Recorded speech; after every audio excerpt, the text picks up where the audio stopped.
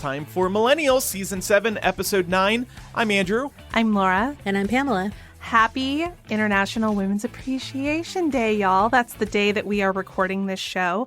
And the whole month of March is Women's Appreciation Month. Pam, do you feel appreciated? I guess so. Do you feel appreciated? Oh boy, Yeah, fishing for compliments. So. All right, here I go. I appreciate both of you. No, it's just, what I always find very interesting about Women's Appreciation Day, month, what have you, is some people will have very strong feelings about it. I had a colleague once who I went up to her and I was like, Happy Women's Appreciation Day. And her response was to be like, we don't need that anymore. We're equal now. And I was like, right. No, we're not. But then also on the other hand, there are a lot of groups who are taking it upon themselves to use this moment to amplify the voices of women all over the world who are subject to some pretty horrible conditions and crimes. So I really like seeing that people are using the occasion to highlight those occasions along with highlighting women's accomplishments. The accomplishment side of things is something that we focused on MuggleCast this past weekend, where we talked about all of our favorite women from the Harry Potter series, and they're mostly wonderful accomplishments. There are some things that you have to I'm thinking of Umbridge, for example. You could be like, well, that's an accomplishment, I guess, but it's not a good one, right? Right. Yeah. But no, we spent a lot of time celebrating all of those women. So yeah, I just love seeing the range of mostly positive takes on it. It's funny because I mean, and I hate to say this because I guess in a way I'm not trying to shame anybody when I say this, but I do think it's really funny that a lot of the celeb culture around International Women's Day is just deeply rooted in posting hot selfies of themselves. You know? Is it? But yeah, that's basically a lot of what I saw on my timeline. But I really like the idea of using this day to amplify voices of women that are often not given a platform. So that's a great take. Yeah. And I think it's so important, especially being in the West, remembering to use this as an opportunity for intersectionality. So often white feminism kind of takes over the narrative. And so to Pam's point, you see people posting a bunch of hot selfies of themselves.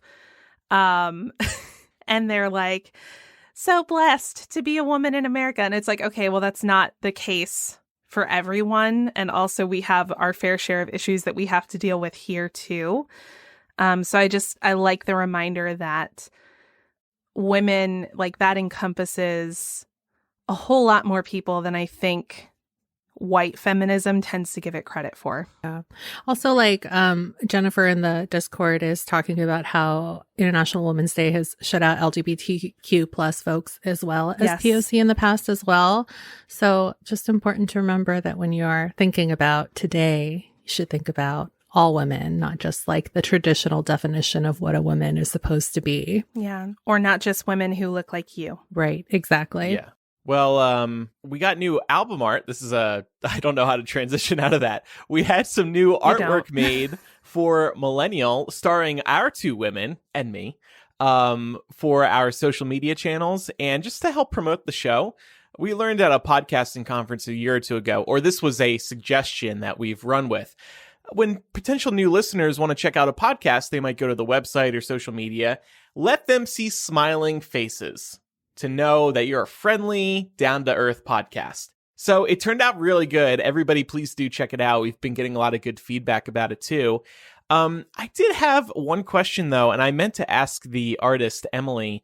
There's a little device laying next to Pam's coffee mug, and I don't know what it is.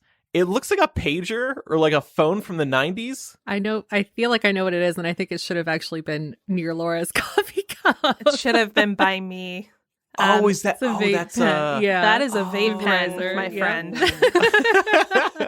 Well, I'm glad I asked this on air because I really did not know what that was. But thanks for sharing, Laura. I really appreciate that, you're making sure that I also stay aptly medicated while we're doing She's this passing show. the pipe around. Yeah, That's yeah, nice. Exactly. Puff, puff, pass. Nobody's getting my can of LaCroix, though. Y'all can fuck off and get your own.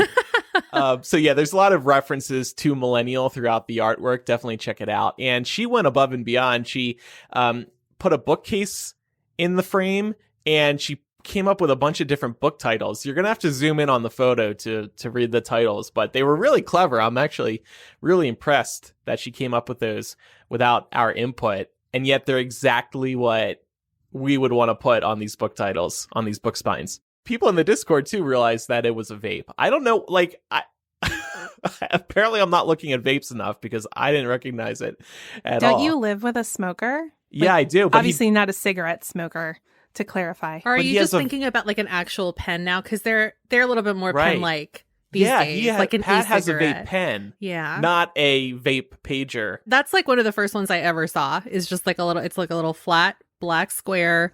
And then the little thing just like flips out. Yeah. So they tend to be more powerful, and you can customize the voltage a bit more.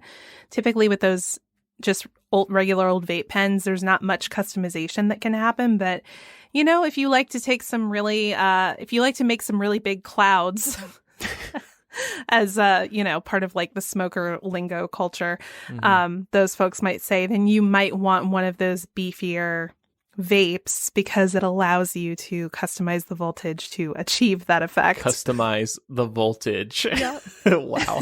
Okay. Anyway, check that out. It's on our social media channels, and we did a round of posts on our channels as well, so you can get a closer look at the art. And thank you, Emily, for creating this very cool artwork for us. And by the way, we were able to have that made because of support from listeners like you. Supporting us using the ads or pledging on Patreon helps us get artwork made, new sound effects, all kinds of things. So thank you to all of our listeners as always. Yeah, and just a little bit of quick politics news here at the top of the show that we're not going to spend a ton of time on. But the Senate did pass the $1.9 trillion COVID relief package last week. So heads to the House next. So in part, there are a lot of things that are included in this bill, but I think what people are most looking forward to are their next stimmies, as the kids call them now. Is that what people call them? Ugh, it's a weird word. Well, okay. Especially when it was really small. Like, people started joking around and calling it a stimmy because it was only $600. Stimmy. But something that is worth noting is that reportedly 12 million fewer people will get a stimulus check now compared to people who got it under the previous administration. And that's because an income limit has been placed on that. So if your income was $80,000 or up, you would not qualify for a stimulus payment. So just something to keep in mind.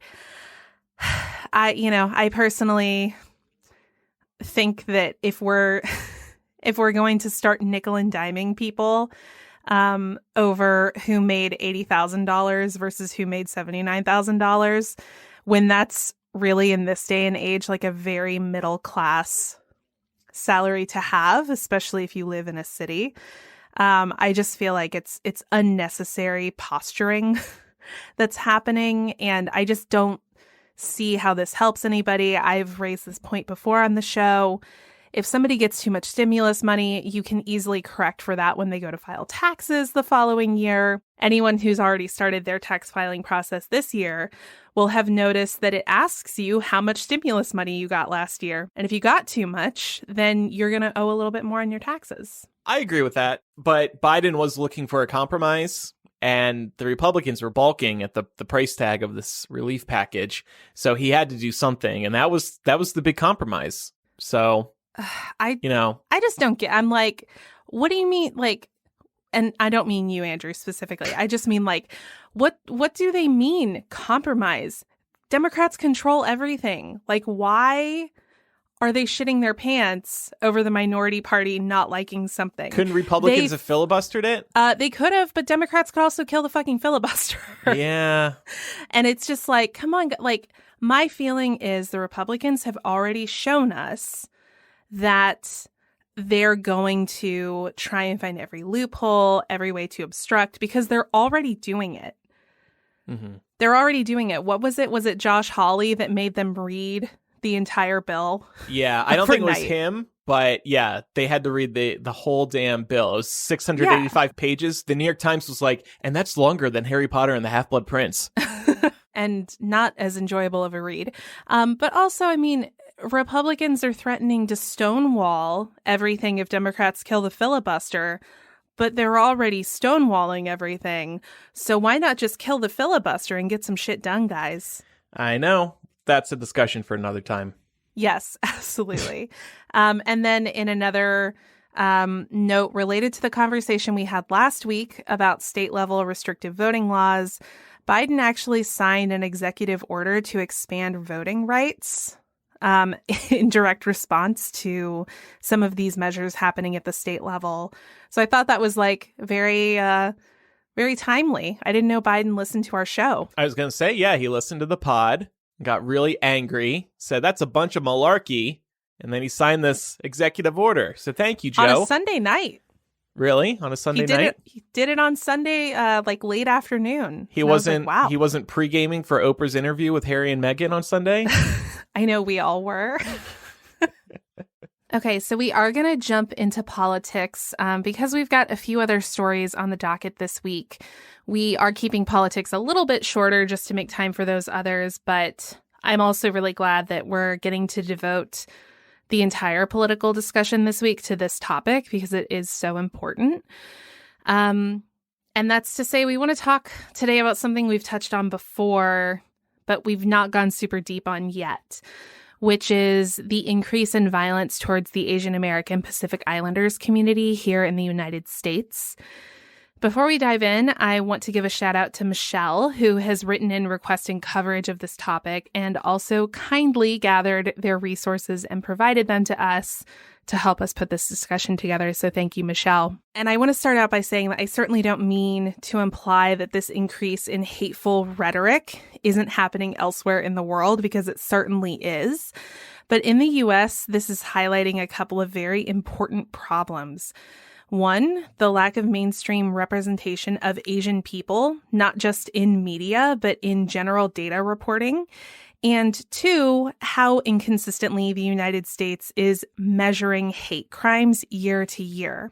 Now, no one needs to know the dictionary definition here, but when you think of a hate crime, what sorts of criteria or even real life cases does that term make you feel of? Just to sort of set a foundation here. My gut reaction for hate crime is usually probably steeped more in violent fatalities, but I know that that is not always the case. I think that that's more like the extreme. So it is part of it, but it probably isn't like a well-rounded definition, if that makes sense. I'm sure it encompasses more than just, violent deaths. I mean, to me, when I think of that phrase, I think of targeted prejudice against like minority groups. So not necessarily just like races, but also, like the LGBT community as well. Mm-hmm. Yeah, exactly. So this would be for any kind of crime involving violence that's motivated by prejudice on the basis of race,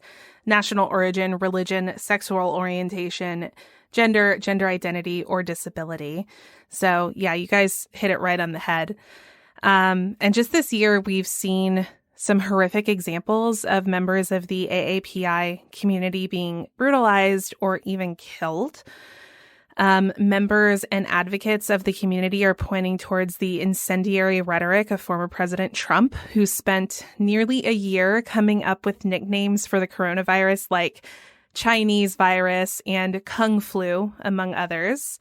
I'm wondering, what has been our reaction over the course of the pandemic to this kind of rhetoric, which was clearly intended to point the finger at China and more broadly Asia? Right.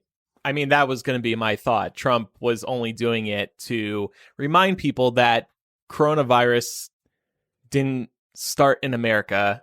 He's not responsible for it. My whole thought as soon as I started hearing those words tossed around was that it's so dangerous. And I know you're going to get to some specific examples here.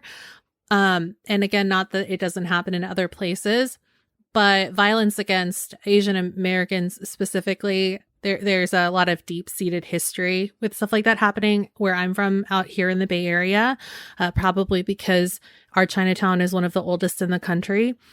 And so for me, stuff like this is local history, but also not anything new. And I just think growing up, learning about the dark past of how this group of people were treated out here just sort of caused some automatic red flags to go up. And it's really frustrating because, you know, so many people were downplaying stuff like, you know, using the Kung flu to point the finger as though it can't have disastrous consequences. And it's just really sad that we're seeing it now, you know, still. Mm-hmm. I think it's so interesting that you raised the point, Pam, about like being raised in the Pacific Northwest, that in school you probably learned more about Asian American history than we did anywhere else in the country. I mean, I genuinely cannot think of a time in my schooling where that was ever a subject. Yeah, me neither. The thing is, too, is like they still have the concentration camp buildings up on like Angel Island and stuff like that, where they shipped Japanese Americans after Pearl Harbor and stuff like that. So I appreciate that, you know, San Francisco and the Bay Area doesn't make an effort to hide that stuff. But at the same time, you know, like if you're not looking for the information, I don't want to give like the area too much credit because you could easily walk by stuff like that and just not bat an eyelash or not understand why it's really important to keep areas like Chinatown and San Francisco safe, you know, and protected and like ungentrified and stuff like that. So it's a bit of like a double-edged sword. And I think it's really easy, especially if you live somewhere that does not have a particularly dense Asian American Pacific Islanders population. I think it can be really easy if you don't have that lived experience to hear this kind of rhetoric and roll your eyes and think like, how horrible, what a horrible thing to say. But not like, even if you're a very empathetic person, not connect the dots between the words and their impact. And that's something we hear about all the time, right? As we have these continued conversations about the advancement of civil rights. But that impact can range from shunning to workplace discrimination to civil rights violations, verbal and physical assaults, property destruction, and so much more. These are all things that members of the AAPI community have experienced in this country over the course of the pandemic. And that's all according to an advocacy group called Stop AAPI Hate, which has documented 2,800 cases of firsthand experience with hate incidents towards Asians in the last year in the United States. That's crazy. Yeah, I'm just going to let y'all, I'm going to let that sit with y'all for a moment, because it's, again, not something that is getting tons of traction in the news, right? Like, it's very interesting to sort of contrast this with the events of last summer, which everyone on this panel is, you know, completely supportive of Black Lives Matter and moves to call for accountability for brutality against the Black community in this country. But not once have we ever had this national reckoning about the way that Asian Americans are being treated right now. Do you guys see this being something that would ever permeate mass media? I actually think there's a decent amount of attention on this specific issue, which has been nice to see.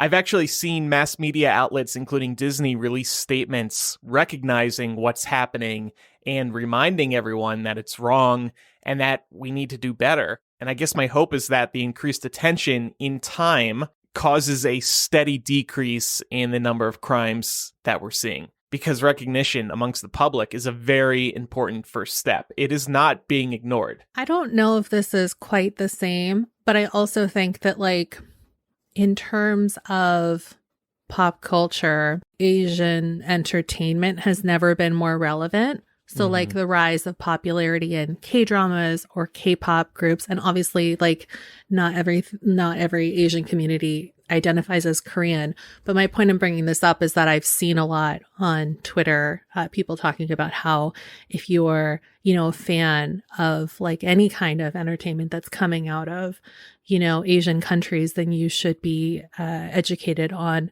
how Asian Americans and Pacific Islanders are being treated right now in America as somebody from North America, consuming entertainment that's coming out of these other countries, especially when people here are being targeted for, basically just like what they look like and what their races and stuff. So I do appreciate that conversation happening as well, because it's really easy to enjoy other people's cultures without actually understanding how hard it is for the everyman in those cultures to exist sometimes. Yeah. So, no, I think you're right. And that actually makes me think of a point that Rashida raised in our Discord chat. Rashida said, for example, South Asians tend to be underrepresented, and especially in Hollywood. So I think, especially, in this part of the world, if you were to ask somebody to like specify what Asian nationalities they're familiar with, there's going to be a handful of like the most common answers. And those answers might not include Thailand or India. So that's just another element of this conversation that makes it makes it really difficult to kind of nail down. But moving forward, the AAPI Hate group actually has a press release detailing all of their reporting and their methodology for these 28 cases of hate crimes experienced firsthand in the country. So we'll link to that in the show notes. 2,800? Yeah. Okay. But through this, it becomes pretty painfully clear that there is a gap between what people are experiencing and what's being reported by the FBI. Part of that is due to conflicting definitions of what constitutes a hate crime. And part of it is also due to many states and localities not reporting their data consistently or thoroughly. And an additional layer of complexity here is how, from a legal standpoint, can we prove that a criminal robbed someone or spit on someone or killed someone on the basis of criteria included in the definition of a hate crime? Right. You'd have to prove their intent, and that sounds tough. Yeah, so Justin actually pointed out in our Discord that those cases are really hard to win, because how do you prove someone's racist? Or how do you prove that somebody targeted somebody for a violent crime because of the color of their skin? Right. I'm wondering if we've heard from anyone we know about believing that they have faced discrimination due to the pandemic. Yeah, I have a friend that lives in London, and she's from the Bay Area, and she said that both herself out in the UK and also her family out here have experienced some toxicity as a direct result of this. I know that we have members of the Millennial community who have shared this in like our Facebook group or our Discord, and we're all just so thankful for your vulnerability in the face of this, because it can't be easy to relive that trauma. Yeah. So thank you for sharing that. But just to give some examples, just last month, an 84-year-old Thai immigrant from San Francisco died after being violently shoved to the ground during his morning walk. The result of that shove was that he died. And the challenge there is like, did the person who shoved him intend for him to die? It's really hard to know that. Yeah. And that's what makes these cases so challenging, and why, many with legal backgrounds ask that they be considered on a case-by-case basis. But how do you do that and not make an entire community of people feel like they aren't being heard? Yeah. I think that's the challenge here. Like, how do we close the gap? The FBI's 2020 hate crime data isn't available yet. But the FBI is cautioning that they're expecting the number of hate crimes to be higher this year because of the pandemic specifically. However, critics of this reporting have observed that this data may not always be the best thing to believe, because a certain state reported 0 hate crimes in 2019. And I'm wondering if y'all want to venture a guess as to which state this was. Was it Georgia? Alabama. No, close though. It was Alabama, our next door neighbor. And it's just for a state like Alabama to be like, no, we had 0 hate crimes. Mm-hmm. It's like, yeah, okay. So it just seems like the challenge to how we confront this as a culture, it's just not a small one. We have to contend with the fact that the inaccuracies of reporting hate crimes in the U.S. is not an issue that's going to be rectified anytime soon. So what can we do as individuals to support our brothers and sisters in the AAPI community and say, we take your lived experiences seriously, while also acknowledging that there are a lot of people who aren't getting justice right now? I know that's a big question to answer. Well, yeah. I mean, in addition to what you were basically just saying, validating them, getting more Asian Americans depicted in media, even Asian cultures depicted in media, supporting projects you see like that. Because ultimately, as with so many of these issues we've seen over the years, it's just about including everybody so they're not perceived as other. Yeah, I would agree with that. And then also just like keeping it in the back of your mind that Hollywood representation is not necessarily indicative of the whole. I know that was a conversation that was had specifically when Crazy Rich Asians came out. Good for them for, breaking box office standards, though, because progress is still progress. I think also just like, being aware and putting in the work to learn more about other communities that are different than you and not turning a blind eye when stuff like this gets brought up in the news, because contrary to popular belief, viewers really set the trend for what gets most coverage on the news. And so the more stuff like this is covered, I think the more aware we are as a whole. Yeah, I think one of the things that I would like to do is try to familiarize myself with the coded language that exists around this issue. Like, Pam, like you and I know, like there's certain coded language that exists for women that is used about women, that if that's not how you identify, you might not pick up on the implications of it. But you and I, with our lived experiences walking through the world as women, we know immediately what's being said about us. I literally had somebody tell me once that I was good at my job because I'm so motherly. And I was like, oh, that's a lot. There's like so much to unpack there. On its face, if you're not walking through the world as a woman, you might not see what the problem with that is. So one of the things I would like to endeavor to do is try to learn, broadly, as it would apply to anybody, but specifically related to this case. I would like to learn about more of that coded language so that I could feel empowered if I hear it in the moment to speak up. Yeah, it's a good idea. Something else that we'll also plug, and this was something Michelle sent us as well.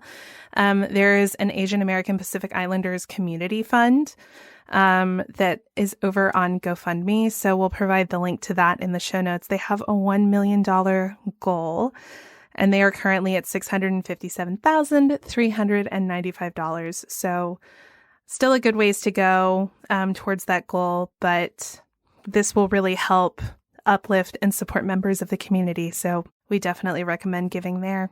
Stamps.com is sponsoring this week's episode of Millennial. Stamps.com has saved businesses thousands of hours and tons of money. With Stamps.com, you get the services of the post office and UPS all in one place, plus big discounts on mailing and shipping rates. I love using Stamps.com because it saves me time and a trip to the post office. For example, I owed someone a Millennial t-shirt this week, and instead of having to head out, I popped their address right into Stamps.com and got a label. Then my mail person was able to pick up the package and send it on its way. Stamps.com will also email the recipient a tracking number, which is super convenient. Stamps.com brings the services of the U.S. Postal Service and UPS right to your computer. Stamps.com is a must-have for any business, whether you're a small office sending out invoices, an online seller shipping out orders, or even a giant warehouse sending thousands of packages a day. Stamps.com can handle it all with ease. Simply use your computer to print official U.S. postage 24/7 for any letter, any package, any class of mail, anywhere you want to send it. Once your mail is ready, just schedule a pickup or drop it off. It's just that simple. With Stamps.com, you get discounts up to 40% off post office rates and up to 62% off UPS shipping rates. Stop wasting time going to the post office and go to Stamps.com instead. There's no risk, and with our promo code MILL, you get a special offer that includes a 4-week trial plus free postage and a digital scale. No long-term commitments or contracts. Just go to Stamps.com, click on the microphone at the top of the homepage, and type in MILL. That's Stamps.com, promo code MILL. Stamps.com, never go to the post office again. Okay, on to some lighter topics. WandaVision finished its season over the weekend.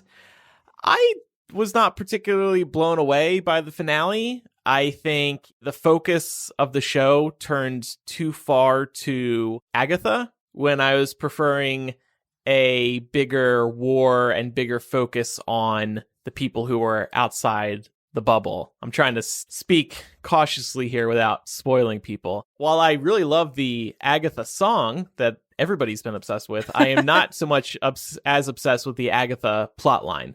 I don't know. What do you two think? I think I still have more questions, but I think that was the point, because it really is like, I kept having to remind myself that at the end of the day, all of these series, not just WandaVision, are a small piece of a larger puzzle. Yeah. It's hard to really decide whether or not it's satisfying until we see them all come together. It's really hard to get into how this is all connected without getting into spoiler territory, so I won't. But this leads directly into one of the next MCU movies that's going to be coming out. Not the next one, but maybe like one that's coming out in a couple of years. So there was a lot of groundwork done in a previous MCU movie to explain the impact of the ending of this series. Doctor Strange would be a good movie to go back and watch if you're like, wait, like, why should I care about the way this ended? And also, I think certain storylines that you might be led to believe are over might not be over. I don't think it's a spoiler to say that this is going to tie into the Doctor Strange sequel.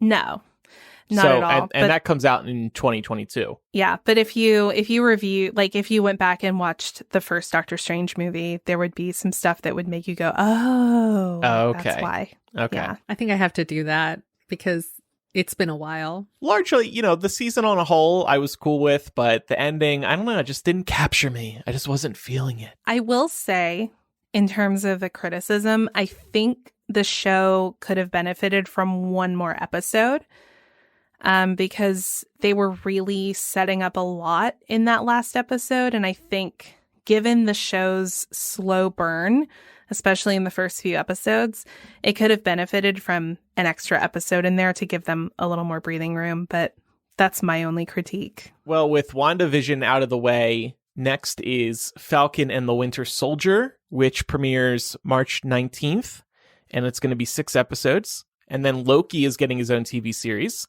Again, another limited series, also 6 episodes, and that premieres June 11th. I'm more excited for Loki than Falcon, just because Falcon seems more like a lighthearted buddy comedy sort of thing, buddy cop comedy sort of thing, whereas I think Loki might be a little deeper and weirder. We'll see. I could be completely wrong.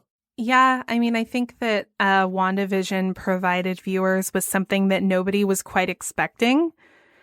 So I will definitely give Falcon and Winter Soldier the benefit of the doubt. I'm excited for probably both, but I'm not like unenthused about Falcon and Winter Soldier. Also, I saw this happened on Monday. So some people this afternoon tried to watch Tom and Jerry, the new animated Tom and Jerry movie on HBO Max, they loaded it up on Monday and they accidentally got part 1 of Zack Snyder's Justice League, which doesn't come out until March 18th, I believe. How does HBO Max screw that up so badly where some kid presses play on Tom and Jerry and the new Justice League that isn't even out yet starts playing? I mean, come on. I'm so mad this wasn't me. You wish. Are you excited for Justice League? I'm just curious. Like the Snyder Cut's been getting so much buzz. I don't know. I'm interested to see what they do, and it would have been nice to have seen it early because that's always nice. Yeah, we should spend more time on this another time because it has an interesting story, the director's cut, and so that would be fun to talk about. I never watched the original Justice League that was released a couple years ago. I'm tempted to watch it just because I've heard such bad things. And then I'm curious to see just how different it is than from the Snyder Cut, which I think is large. It's like, I think he only used like 25% of the original cut or something like that. So I think they're going to be radically different. Yeah, it's like 4 hours long, I think. I know. They say or something, but they're releasing it in parts. So they are, but they're releasing all 4 parts at the same time. I thought they were releasing them a week apart. Really? Yeah. That's what Lilani told me. Our originally, DC writer. They said they were going to space it out, and I thought, well, that's really smart because, yeah, you keep people intrigued. People subscribed. So it's going to all be released at the same time.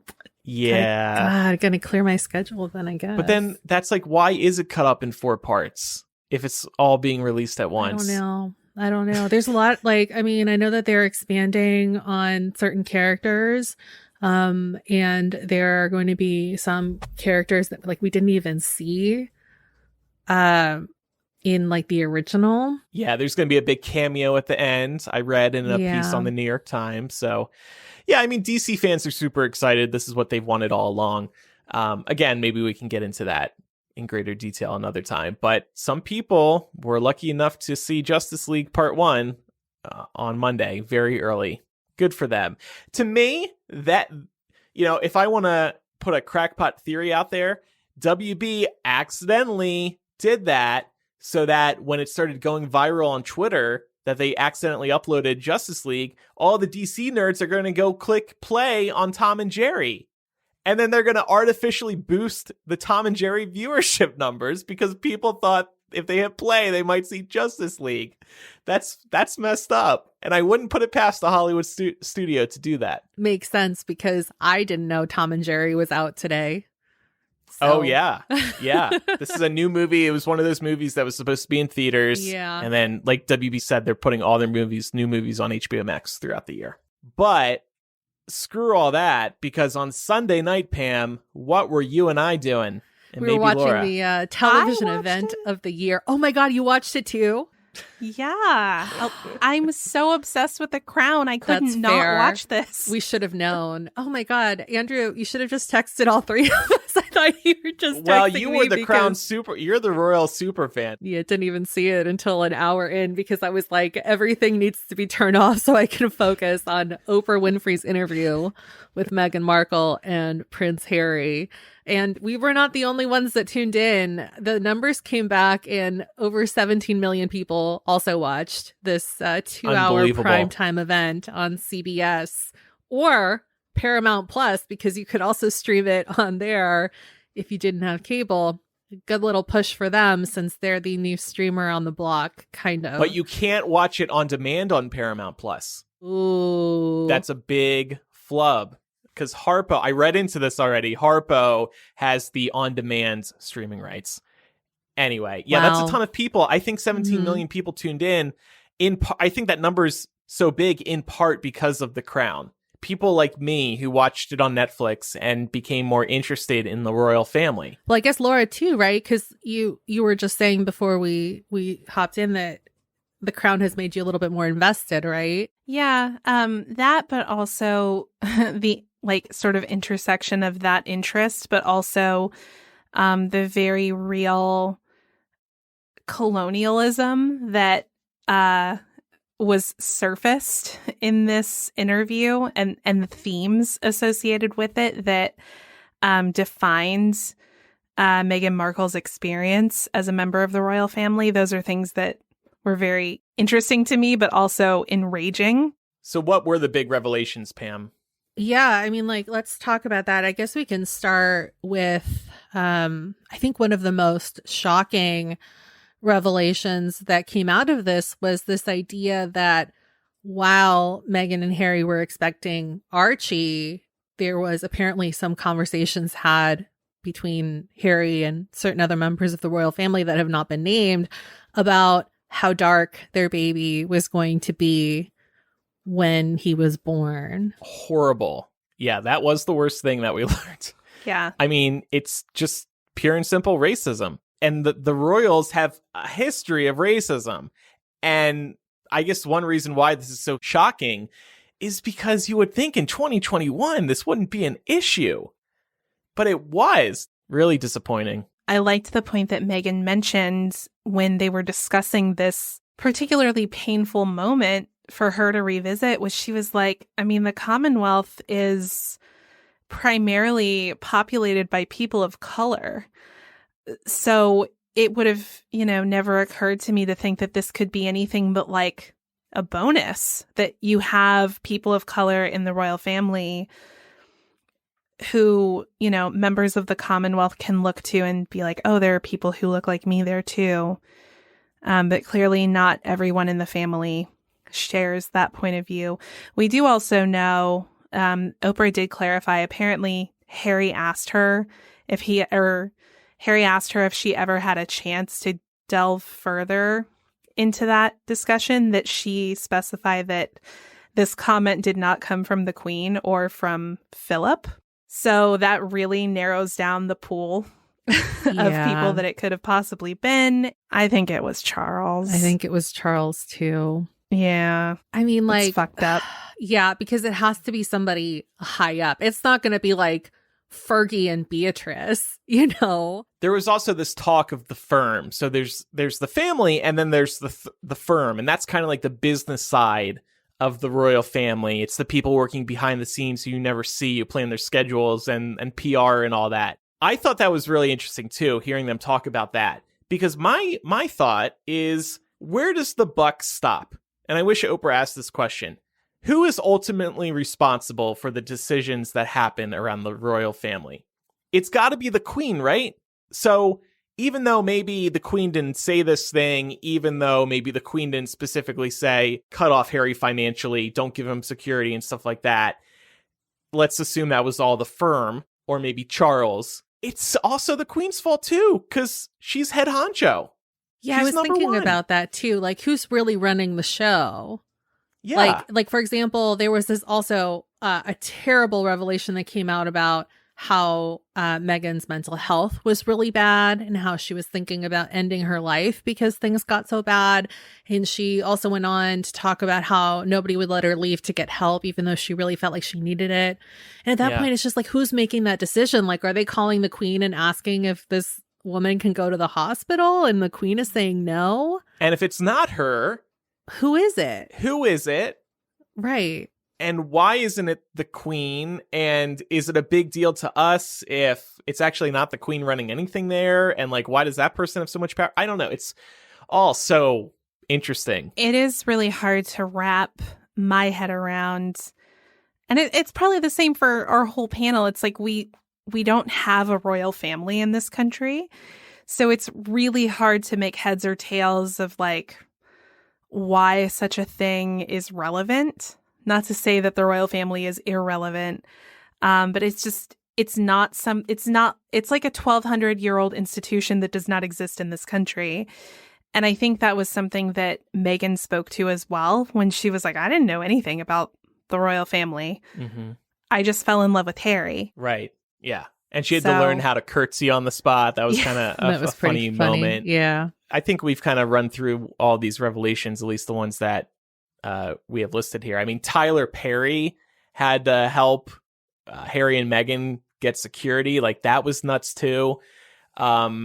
really what it came down to, in Harry's words, is that they never had the support that they needed from the royal family, and that's why they decided to leave. Also, by the way, Oprah, masterclass interviewer. It was a fantastic interview. She asked follow-up questions. She was really listening and responding to what they were saying. It was fascinating. And Oprah's also got ways of kind of injecting some fun or, making the moment a little bit lighter, but also being really, really serious when she needs to. She even brought up The Crown. I was not expecting a Crown reference, but that's Oprah for you. She wants to have a little fun too. In general, like, it's kind of crazy that the firm felt like it was okay to cut off Harry's protection, know, because like he made a really good point about how he was born into the situation. And so like you would think that would mean that, they're directly responsible for making sure that he's okay, because it's not his fault that he needs that. He saw history repeating itself. That was really fascinating too. He said, what happened to my mom, I'm afraid is what's going to happen to Meghan, or at least go in that direction. And good on him for recognizing that and piecing out. It's just really, again, what this all comes down to is racism. They did not like that Meghan was mixed race.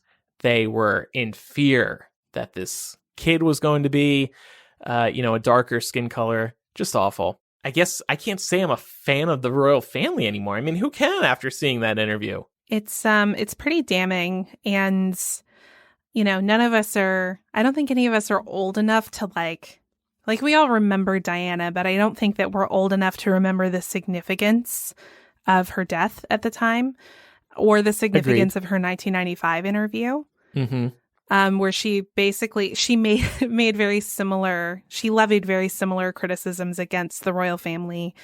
And my mom is like super up on the royals and the news. And I was talking to her about it the other day, and she was like, yeah, when that all happened, the royal family very nearly lost in the court of public opinion. Like, it came so close.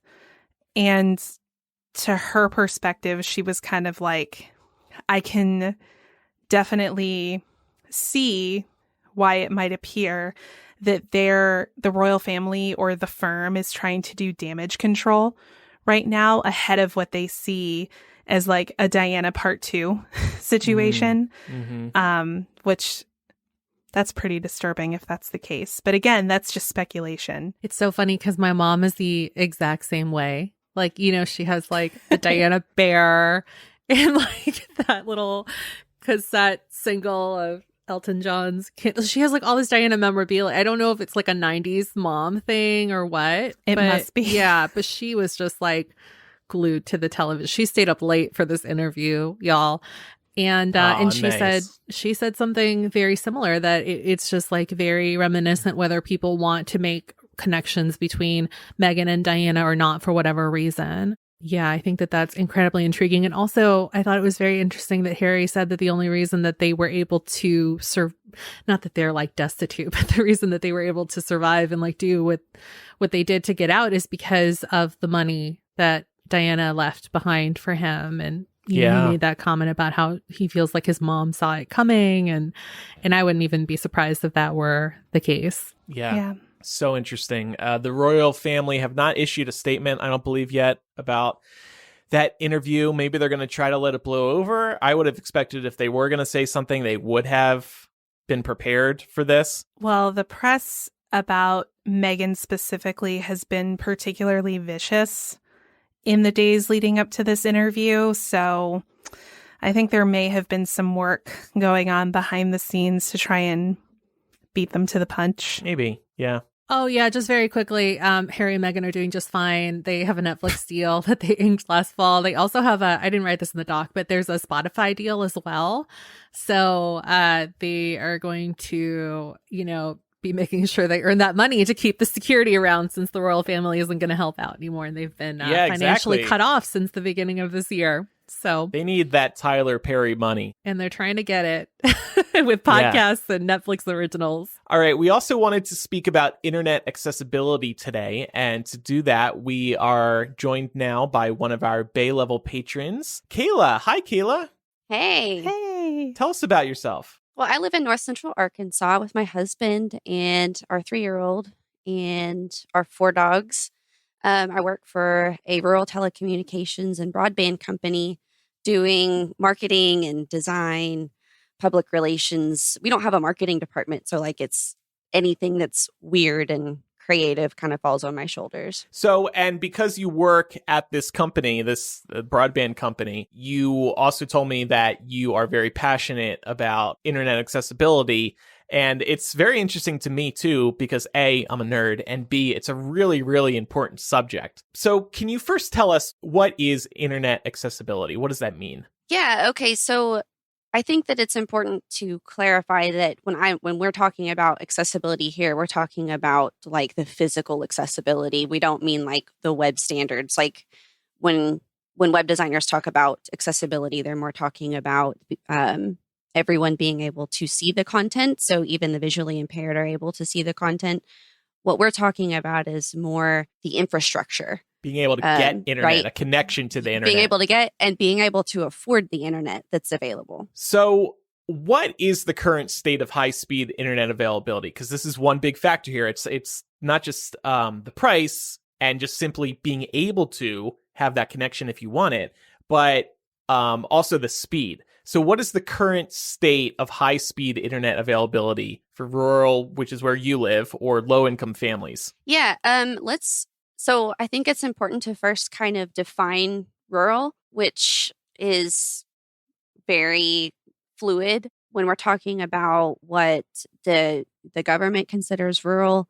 They say that about 19% of the U.S. population, which is around 60 million people, are considered rural, but that 97% of our land mass is rural. So there's a lot of the land is rural, but not very many people live in rural. I see. Okay. The rural demographic generally tends to be lower income, older, and not as highly educated in terms of a college degree. And then they also work more in manufacturing jobs than, a white collar careers. But when we're looking at the rural accessibility, rural access to internet, there are various factors that contribute to why rural communities don't have access. That could be the terrain. Like, for example, Arkansas is kind of notorious for growing rocks. So if you're trying to bury fiber to rural communities in Arkansas, it's expensive because you're hitting a lot of rocks and you're not hitting a lot of people. So it's very expensive, which drives the cost of the services up.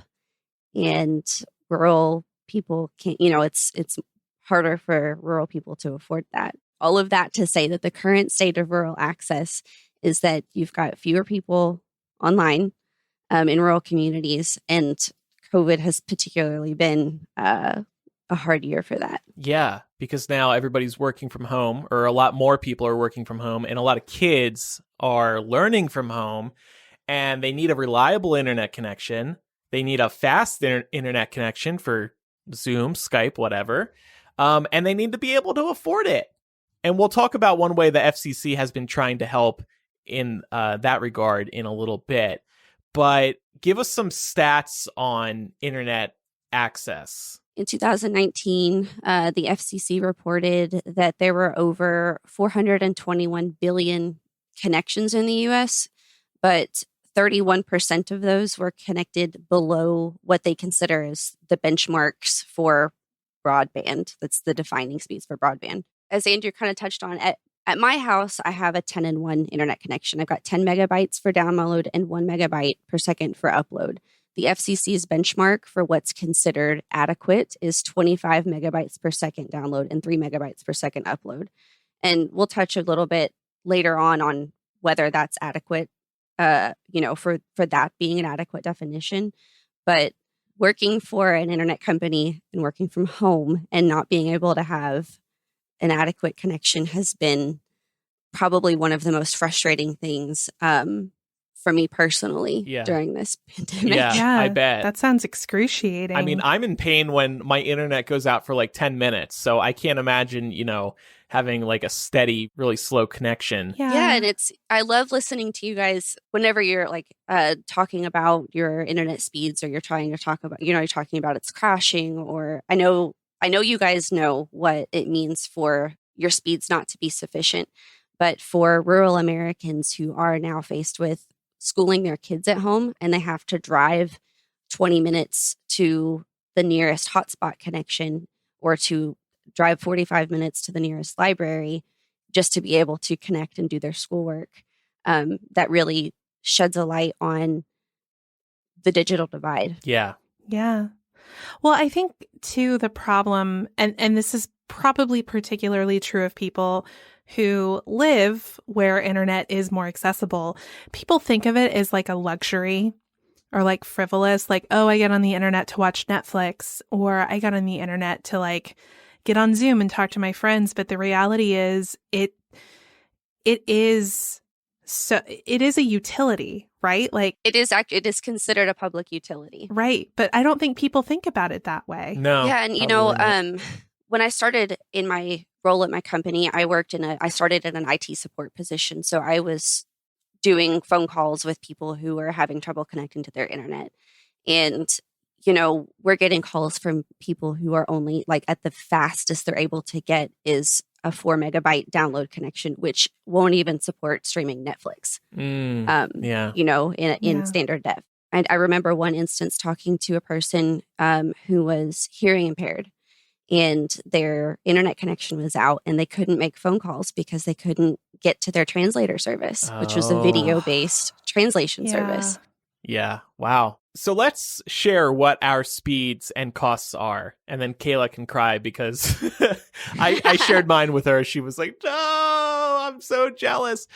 So I live in a new area, so I don't know if this plays a role in that, but I do have fiber here, or I have gigabit Ethernet, which is super fast. It's 1,000 down and like 500 up or something like that. I pay $65 a month for that. It's lightning fast. It never chokes. Laura's like cursing. I'm so mad right now. You'll hear why when we get to my turn. Well, yeah, so it's really good. I'm wondering if it's an introductory offer because it is new for the area. But $65, I didn't read anything that said this is a limited time deal. So I think I get this forever. And yeah, it's really great. Laura, what is yours? Well, I have the same package as you, and I pay $95 a month for it. Dang. And we're not even living at the fucking house where we get that internet now. Why do you cancel it? Because we're in a contract. Oh. Because our only options around here are Comcast, otherwise known as Xfinity, or AT&T. And the only way to get those good rates is to enter into a contract. If I were paying for that outside of a contract, it would be infinitely more expensive. Pam, what do you pay and get? Mine is $95 a month, and it's 150 Mbps, whatever that means. But I know that that's like pretty standard, right? Depending on where you're at. Yeah, depending on where you're at. Not like a rural area, but like closer to a big city. I'm sure that is pretty attainable for most people if you can afford it. Yeah. So I pay. I'll just clarify that I live outside of the service area that my company services. So I have service with a different company. I have a 10-in-1 connection, and I pay $100 a month, and that's including. I have my own access to equipment that wouldn't be including equipment fees or anything like that. $100 a month for such a slow internet connection. That's nuts. So interesting how speeds and availability and pricing vary so greatly across the country. It's a big issue. Here's the question. Is the Biden administration going to try to do anything about this? Yes. Broadband accessibility for rural communities was part of his Build Back Better plan. Which is kind of his, come back from COVID plan. He has set aside $20 billion for access for rural communities. That's including expanding infrastructure. in both wired and wireless connections. He's also tripling funding for some grants through the USDA, which allow providers to have access to funds to be able to build out more infrastructure. He has a new FCC committee, which is kind of a really big deal, not just in terms of accessibility, but also some net neutrality rules that the previous administration had rolled back. The new FCC committee, some of their bigger initiatives include improving data reporting, which is really important when looking at measuring how many communities have access to broadband, and also looking at improving the way that they map those communities. So census data, kind of when you're looking at a census block, if one person on that block has access to a gig and everyone else only has access to a 10 megabyte connection, it's marked as an internet accessible community. Oh, wow. That's messed up. Yeah, so they're looking at improving some of that. And then they're also going to improve Lifeline program funding, which is the funding that's made available for low-income families. Well, and speaking of low-income families, the FCC recently approved a $50 monthly subsidy for low-income families to cover internet at their home, but it's only through the pandemic. Or until funding runs out, which I've heard some estimates saying could be as little as 3 months. They're offering the subsidy to help people who are working from home or learning from home, but why stop this after the pandemic? You know, that just seems so stupid to me. People are going to continue to need this internet, even if it's not for work and school. People depend on the internet for things other than Netflix and porn. And it's also based on provider participation as well. So even if you qualify, you have to find a provider that is part of that program. This just makes me think, in thinking about the internet as a utility, it just seems like such bullshit that costs can vary as wildly as they do based on the supply and demand. Like, it reminds me when we were talking about the heat in Texas 2 weeks ago. It's like these power companies, because they've been privatized and Texas has deregulated its power grid, power companies were able to charge insane premiums for people to, turn on the fucking heat. Why should you, where you are, be paying more for a lesser connection than what I have? And it's not like people in rural communities are doing anything less. There are 2 adults living in my house, and we have 2 cell phones. We've got computers and tablets and gaming systems. And, people who live rural don't live any differently other than having less access to being able to support everything they do. Yeah. And you work for an internet company, and you just literally cannot get a faster connection. The grants that are made available are very helpful, and they are widely, I wouldn't say they're easy to get, but they're made accessible to providers.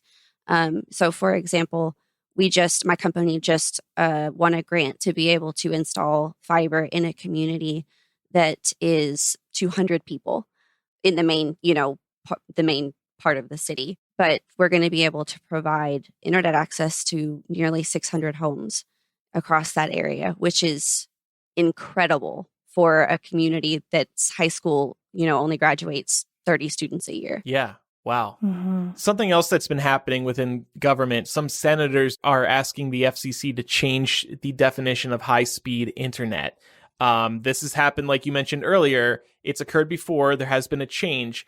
But let's say the new definition is high-speed internet is 100 megabytes down and 100 up. Does that mean internet companies can't offer something as high-speed internet if it's not 100 down, 100 up? That definition is more in terms of being able to say that a community is connected rather than saying what providers can advertise. Oh.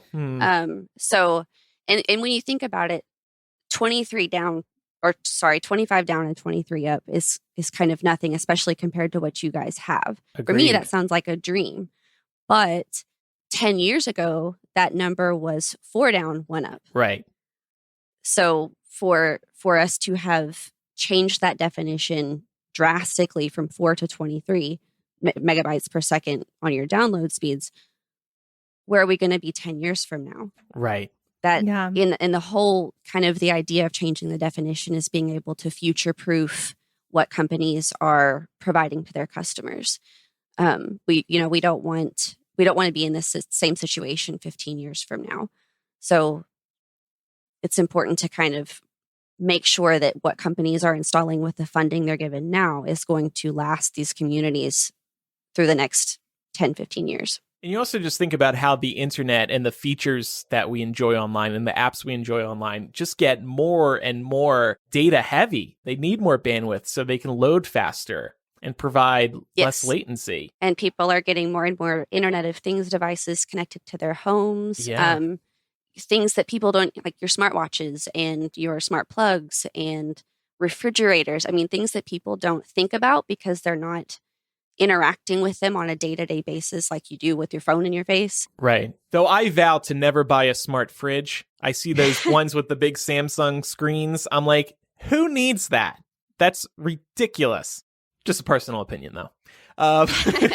So to wrap up this discussion, when do you see truly high-speed, reliable, and affordable internet being made available to rural or low-income towns across America? Well, I think that we would be better served to think of it as a standpoint from when will we be able to close the digital divide, and access to internet is just one part of that. So we'll see a close in the digital divide whenever there's reliable infrastructure in place to the far reaches of these rural communities, and when we have quality monthly services that are affordable. So meaning the service isn't dropping and that the customer can afford it. And when Americans are able to afford the devices required to get online so they can actually use the internet. And then finally, when they have the knowledge to be able to use those services. So knowing that they have access to telehealth and knowing they have access to education online, it's going to take every piece of that in order for us to kind of close that divide. So to answer your question, I think that getting expanded access is obviously the first step and the most important step, but it's not the final solution. Yeah. It's going to take a while, unfortunately. It takes a lot of money and a lot of time to build out to these communities. Yeah. Again, when you're looking at the geographical service area for some of these companies, it's hundreds and hundreds of miles to reach few customers. Yeah. And it's something that we, with high-speed internet, we just take for granted. Yeah. Yeah, and to kind of close this out, it's important for rural communities to have this equal access to the internet, because that's when you're going to get more of the smart and the talented and the creative people staying in these communities. It's important for the health of a rural community to keep the good talent here and to improve the talent that's already here with educational opportunities and other resources like telehealth. Very good observation. Yeah. And it's so true. Really, I mean, everybody can benefit from more people having better internet and more affordable internet. I just think of like myself as an online internet publisher and us as somebody who creates podcasts. We want to reach as many people as possible. So we're all invested in this. It would make a huge difference for any business, whether or not you're exclusively online. All right. Well, thank you, Kayla. That was super interesting. And thank you for sharing all this information. I hope it was interesting. It's kind of gets in the weeds like you and I have briefly discussed. But yeah, like you said, it's very important, and it's going to take a long time to get there. Well, like I said, I'm a nerd. And also, this is an important issue that should be on everybody's radar. So Kayla is going to hang around with us in After Dark today. Pam, what are we going to be doing? I think we're a continuation of our last After Dark. Yeah, actually, Laura pulled the questions this week. So last week were my picks, and then she picked some fun ones for us to discuss. Laura's more picks. Yeah. More group interview opportunities. We're going to be answering. Actually, this is a perfect question, Kayla. Do you feel like the internet has had more of a positive or negative effect on society? So we'll be answering questions like that in After Dark. A good opportunity for us to probe a little bit and get to know each other better. Yeah. We had a lot of fun in the last After Dark answering some of these questions, so I look forward to this one as well. That's going to be available at patreon.com/millennial. We really appreciate your support. Let's make some recommendations now. I want to recommend buying AppleCare. Now, I know you might already, But sometimes you forget because they give you like a 3-month window or something. Or sometimes you're like, why do I need Apple Care for, I don't know, my iPad that never leaves the house? It's going to be fine. Well, I have an Apple Watch. Apparently, I forgot to get Apple Care for this Apple Watch, and it makes a lot of sense to get Apple Care for your Apple Watch because you're taking the Apple Watch everywhere you go. So it has, the chance of getting water on it or falling or hitting a wall or something like that. So anyway, my Apple Watch went kaput over the weekend. I took it into the Apple store. They're like, yeah, so we'll give you a new one because it seems like it's busted, but it's going to be $300. And I'm like, and that's just to fix it. Even if anything minor with it was wrong, it was going to be $300. I'm like, this is insane. And it's all because I don't have Apple Care. So don't forget to get Apple Care. Protect your products. But I'm going to do it because I love the Apple Watch and it's still cheaper than buying a new Apple Watch. So. Yep. Former Apple Store employee here. Definitely on your mobile devices, Apple Care is worth it. Hit or miss on your desktop computers and things like that. But physical damage too. Yeah, they can, but physical damage is not covered, or at least it wasn't when I worked there, on your laptops and stuff, but it is covered with Apple Care Plus on the mobile devices. So if you're prone to dropping your phone, like I am, it can come in really handy so you're not paying hundreds of dollars for a replacement. Yeah. I would like to recommend a site that was recommended to me over the weekend. If you're into lipstick, lipslut.com. It's a creator who made all of these lovely shades of lipstick that have names like Fuck Trump, Notorious RBG, Fuck Kavanaugh, Fuck Hollywood.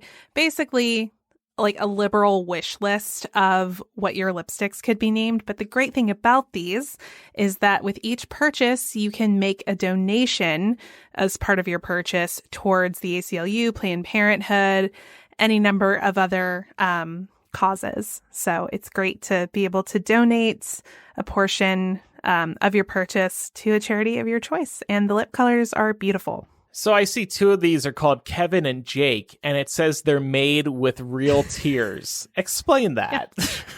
Well, they're lip glosses, different from lipstick, and they're called male tears.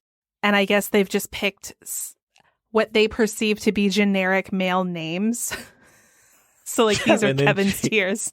These are Jake's tears. But it says made with real tears. Somebody cries into a cup and then that's what's going on. Have you ever seen the coffee cups that are male tears or Yeah.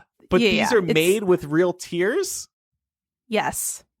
Okay. 100%. That's all I have to say about that. Yeah. All right. Interesting. Yeah. Next time I see you, I'm going to put a vial up to your eye, kind of like Snape at the end of Deathly Hallows Part 2. Be cry into it. I'm good at crying. I cry when I laugh really hard. So maybe I should donate my tears to them. You should. They can have one called Andrew. I would buy Andrew's male tears. This came out, I think, 2 weeks ago now or something, but I just wanted to recommend the Billie Eilish documentary, The World's a Little Blurry, which is out on Apple TV Plus, if you have that, and I believe in select theaters as well. Even if you're not a big fan of her music, I just think that the idea of Billie Eilish is very fascinating, especially her relationship with her brother, who is also her producing partner, and then also just the idea of grappling with fame at such a young age. So it's really, really well done. It's directed by RJ Cutler, and it is just a great watch. And Kayla, what's your recommendation? I recently got a new phone, a new iPhone 12, and it's got that MagSafe technology in it. And I was really excited to be able to get a pop socket that was magnetic that I could pull off on and off, but they don't have those yet. So I found this little gadget on Amazon. It's just a little plate, a little black plate that you can stick your pop socket to, and then that turns it into a MagSafe. So I could do my wireless charging and still have my pop socket. And it's got a pretty strong hold. It was like $15. Cool. That's good to know. I will never be one of these people that wears those pop sockets because it just adds so much to your phone. I already told you that it's okay because your hand's probably bigger because you're a guy. Exactly. For girls, my hand is too small. I can't. And I didn't pay for Apple Care on my phone, so I can't afford to drop it. There you go. All right. Yeah. Anyway, well, thank you for that, Kayla. And thanks for joining us on the show today. And thanks for your support on Patreon. We really appreciate all those things. Oh, it's my pleasure. You guys are great. And thanks for having me. Thank you. And I've been admiring your wood paneling behind you because you told me you live in a kind of cabin. And I just find that so charming. It's the benefits of being rural. It's cheaper to live out here. So to everybody else, we would love if you left us a review on Apple Podcasts or wherever you listen to Millennial. Thank you in advance. If you have anything to say about today's episode, you can email millennialshow@gmail.com or use the contact form on millennialshow.com. Don't forget, we have our confessional there as well. And finally, follow us on social media. We are Millennial Show on Instagram, Twitter, and Facebook. All right. Well, thanks everybody for listening to today's episode. I'm Andrew. I'm Laura. I'm Pamela. And I'm Kayla. Bye, everybody. Bye. Bye. Bye.